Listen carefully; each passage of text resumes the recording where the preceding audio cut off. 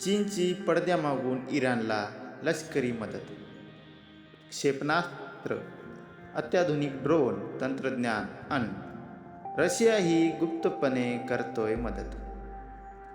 मध्य पूर्वेतील America Israel विरुद्ध Iran संघर्ष काही थांबायचे नाव घेईना. सध्या या संघर्षात इराण आघाडीवर असून त्याला चीनची पडद्यामागून मोठी लष्करी तांत्रिक मदत मिळत असल्याचे समोर आले आहे. यामुळे जगभरात खळबळ उडाली आहे. तज्ज्ञांच्या मते चीन थेट युद्धात उतरला नसला तरी त्याचे प्रगत तंत्रज्ञान इराणला युद्धात ताकद देत आहे.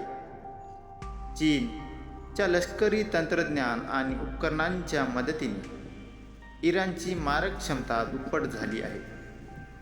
अमेरिका, इस्रायलसारख्या महासत्ता देशांना आव्हान देण्यासाठी चीन-इराण भागीदारी प्रत्यक्षात युद्धभूमीवर दिसल्याचे खळबळ माजली आहे. गेल्या काही वर्षांपासून चीनने इराणला प्रगत संरक्षण तंत्रज्ञान, लांब पल्ल्याची अत्याधुनिक क्षेपणास्त्र प्रणाली आणि घातक ड्रोन विकसित करण्यासाठी मदत पुरवली आहे.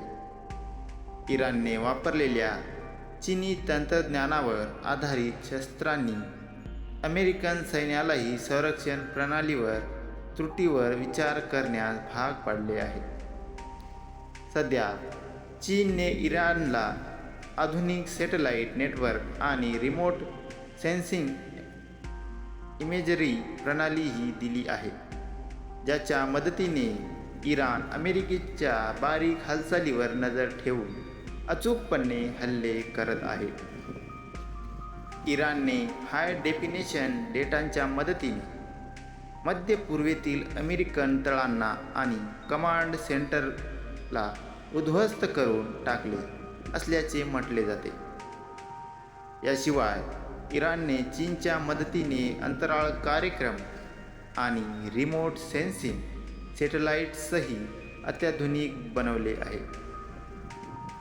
तसेच इराणमधील अनेक चीनी कंपन्या सुरक्षित फायबर ऑप्टिकल नेटवर्क आणि 5G सारख्या डिजिटल तंत्रज्ञानाच्या विकासासाठी सध्या संयुक्तपणे कार्य करत असल्याची माहिती समोर आली आहे. जून 2025 नंतर चीनने इराणला आधुनिक रडार यंत्रणा आणि सायबर सुरक्षा तंत्रज्ञानाची मोठ्या प्रमाणावर मदत केली आहे. यामुळे इराणची ताकद अत्यंत वाढली असल्याचे तज्ज्ञांचे मत आहे. याशिवाय हिंद महासागरात रशिया, चीन, इराणने अनेक वेळा संयुक्त नौदल सरावही केला आहे. तसेच ओमानच्या आखातातही तिन्ही देशांनी सराव केला आहे.